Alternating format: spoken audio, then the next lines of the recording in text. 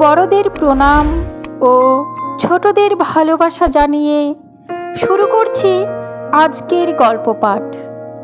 আমার আজকের গল্প বিধবার অভিশাপ, কলমে সুচন্দ্রা ঘোষাল। শুনতে থাকুন। কালবৈশাখীর দামাল হাওয়ার মতোই এক নিমেষে সব শেষ হয়ে গেল। সুহাসী ছাদনাতলায় কোণের সাজে একলা বসে। গোধূলি লগ্নে বিয়ে। আকাশে কিঞ্চিৎ কালো মেঘ প্রত্যক্ষ করে কি একটা অজানা আশঙ্কায় রতনবাবু পুরোহিত মশাইকে তাড়া দিচ্ছিলেন। না, শেষ রক্ষা আর হলো না। প্রবল বেগে ধেয়ে আসা কালবৈশাখীর ঝড়ে বিয়ে বাড়ির প্যান্ডেল উড়িয়ে নিয়ে চলে গেল। আর তার সাথে বজ্রপাতে নিল একটি তাজা প্রাণ। সে আর কেউ নয়, সুহাসীর বর অর্কপ্রভ। বিয়ে বাড়িতে শ্মশানের নিস্তব্ধতা। বাড়ির পুরুষেরা বরকে নিয়ে হাসপাতালে গেছে। সুহাসীর মা অজ্ঞান হয়ে পড়ে রয়েছেন। প্রবল বৃষ্টিতে হোমের আগুন নিভে গেছে।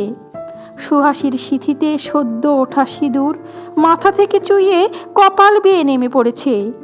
কপাল ফেটে রক্ত গড়িয়ে পড়ার মতোই সেই করুণা ধারা। সিঁদুর দানের আগে অবধি শুধু কালো মেঘে আকাশ ছেয়েছিল, ঝড়ের কোনো পূর্বাভাস ছিল না। এমনকি শুভ দৃষ্টি সাত পাকে ঘোরার সময়ও নয়। সুহাসীর মাথাতে সিঁদুর ছোঁয়াতেই কোথা থেকে একটা দমকা হাওয়া উড়ে এসে ছাদনাতলা লণ্ডভণ্ড করে দিল। বরযাত্রী, কোণের বাড়ির লোক সব যে যেদিকে পারল নিজেকে বাঁচাতে ছুট লাগালো। অর্কপ্রভ গাঁট ছড়াটা সুহাসীকে দিয়ে বলল, তাড়াতাড়ি এসো। সেই শেষ কথা। সুহাসী ভারী বেনারসি পরে আসতে একটু সময় লাগাতেই সেই চোখ ধাঁধানো আলো আর তার সাথে বিকট আওয়াজ। সঙ্গে সঙ্গে অর্কপ্রভর আর্তনাদ। বৃষ্টির মধ্যে ঝাপসা আলোয় দেখা গেল অর্কপ্রভ মাটিতে লুটিয়ে পড়েছে। সকলে ধরাধরি করে এনে ঘরে জলটল দিয়েও যখন জ্ঞান ফেরে না, তখন সুহাসীর বাবা ডাক্তার ডেকে আনেন। ডাক্তার নাড়ি টিপে পরীক্ষা করে বলেন, ব্যাপারটা ঠিক সুবিধের লাগছে না, আপনারা হসপিটালে নিয়ে যান। বীরভূম জেলার মল্লারহাটি একটি প্রত্যন্ত গ্রাম, যেখানে হসপিটাল বলতে একটা ভাঙ্গাচোরা স্বাস্থ্যকেন্দ্র আছে বটে, কিন্তু তাতে স্বাস্থ্য পরিষেবার কোনো বালাই নেই।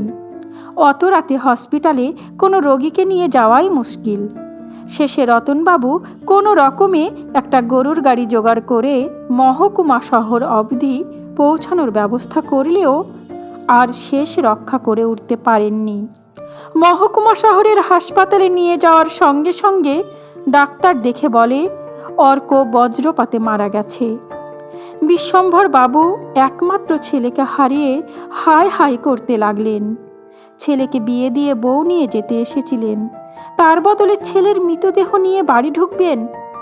গিন্নিকে সামলাবেন কি করে? পাত্রপক্ষীয় লোকজন ওনাকে সান্ত্বনা দিতে দিতেই বলতে লাগলেন, কি অপয়া মেয়ে বাবা, বিয়ের রাতেই বরকে খেলো।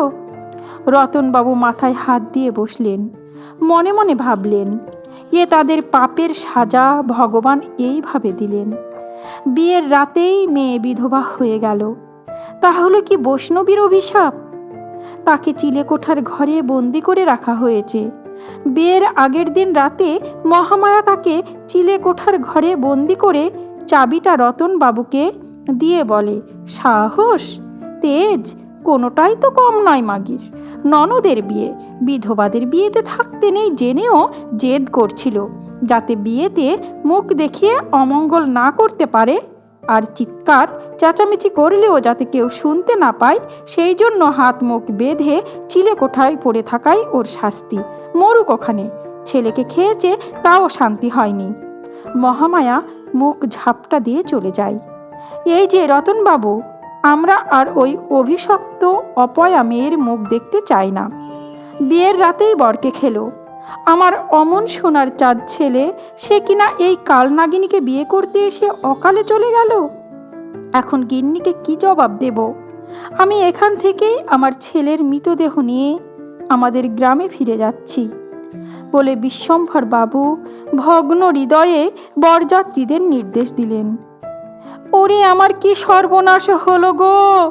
খবরটা শুনেই সুহাসীর মা মহামায়া মাটিতে আছড়ে পড়লেন।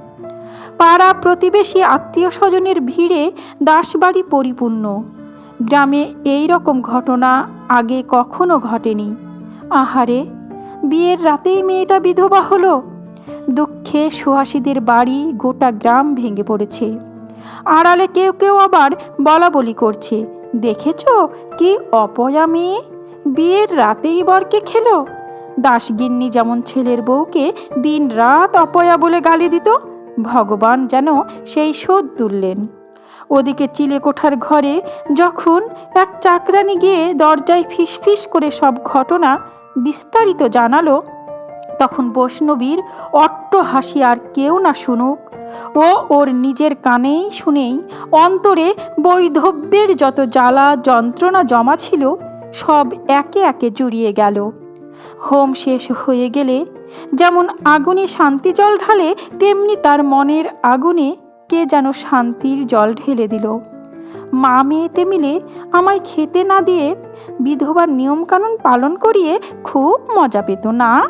আর ওই মেয়েটা একাদশীর দিন আমাকে থুতু পর্যন্ত গিলতে দিত না। কালবৈশাখীর ঝড় এসে মা ও মেয়ের অহংকার নিমেষেই সব শেষ করে দিয়েছে। হা হা হা! বৈষ্ণবী আবার অট্টহাসি হেসে ওঠে।